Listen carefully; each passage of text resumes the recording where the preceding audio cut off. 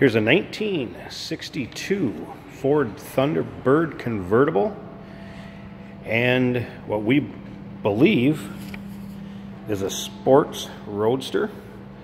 We'll kind of get to that in a minute. This is powered by a 390, power steering, power brakes, automatic transmission, power seat, the slide away steering column.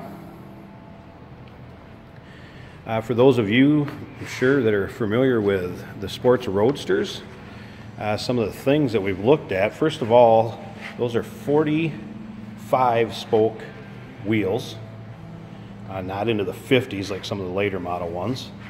This emblem down here obviously does have the red, white, and blue T-bird emblem on it, like the sports roadsters would have. The tonneau cover does have that matching emblem also in place. This was originally a Corinthian white car with beige interior, as decoded by the data tag. There is the grab bar, which the sports roadsters would have. This is a nice driver quality car.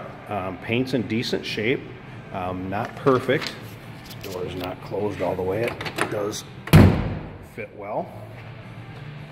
Like I said, nice driver quality paint. Got the wide whites on there. Wheels are in nice shape. Top does go up and down. The top on this car is no more than a few years old. It's about like brand new condition. As you can see, there's a nice luster to the paint. Paint is in decent shape. See, the fit and the finish of the car is nice. That tonneau cover in there. Come around to the back here.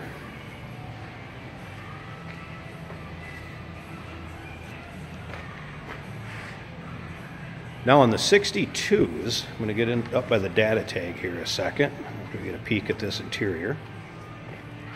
Leather's in nice shape. Leather's been redone in this car. It's not factory leather, has had a repaint along the line, but seems to be the correct color combinations from when it was new. Come down to this data tag here a second, which obviously you can see is the original data tag in it. That body of 76B indicates that this is a sports roadster. You can also take a look at that VIN number. That VIN number falls within the parameters of when the sports roadsters were produced. I'm going to go ahead and fire it up a second here too. Very nice, smooth running 390 in this car. There'll also be a video on YouTube of the top going up and down. If you'd like to see that, just request it. We can send you a link to it. I'm going to put that in a separate video because this one's going to get a little bit long. Come around back so you can hear that. Nothing crazy, nice little rumble to it. What you'd think a stock 390 would sound like. Again, you can check out your own information, the research that we've done. Like I said, everything falls into the parameters of what we would believe it to be a sports roadster. One other thing that you'll come up with when you do that, this does have a power seat.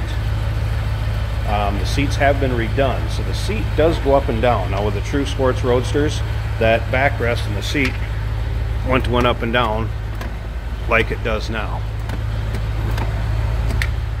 At the same time, if you come and look in the glove box, it does have the tag that the vertical movement of this four-way seat was eliminated to prevent damage to the headrests and that tonneau cover. So that seat could have easily been hooked up. The wiring was there for it from what we found, but it was unhooked to that switch. So when the seats were redone, maybe it was rehooked up. That's the only thing we can kind of come up with that supposedly it wouldn't have if it was a sports roadster. This is a true sports roadster. There was 1,427 of them made in 1962.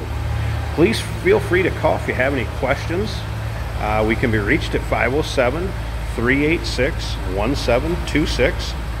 You can also check out the still pictures of the engine compartment, interior, underside of the car at uniqueclassiccars.com.